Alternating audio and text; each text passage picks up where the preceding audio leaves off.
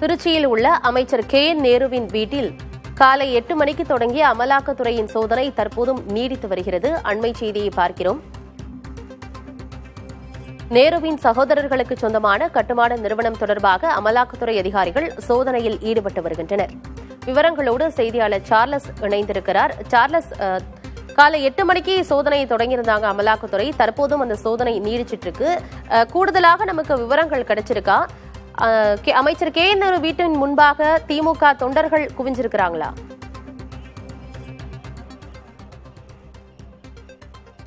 ஆனந்தி, சற்று நேரத்துக்கு முன்னதாக அமைச்சர் நேரு வீட்டுக்கு முன்னதாக திமுக தொண்டர்கள் கூடினாங்க. ஏற்கனவே இருந்தவர்களை அமைச்சர் உத்தரவின் பேரில் திமுக தொண்டர்கள் அவர்கள் இங்கிருந்து கலந்து செல்ல வைத்தாங்க.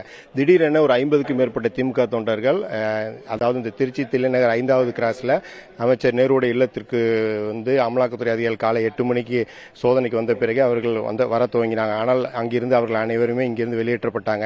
தற்பொழுது அதில் ஒரு 50க்கும் மேற்பட்டோர் திடீரென வந்தபொழுது அவர்கள் தங்களுடைய பையில், அதாவது மறைத்து வைத்து ஒரு கருப்பு கொடையை எடுத்து அதை காட்ட முற்பட்டாங்க. நீங்க கூட இப்ப தற்போது இந்த காட்சிகளை பார்த்துக் கொண்டிருப்பது அமைச்சர் நேருடைய இல்லம் உள்ளே அமலாக்கத்துறை அதிகாரிகள் சோதனையில் ஈடுபடக்கூடிய காட்சியில் பாதுகாப்பு அதிகாரிகள் மற்றும் பாதுகாப்புக்கு நிற்கக்கூடிய துணை ராணுவ படையினர் அனைவருமே இங்கே இருக்காங்க.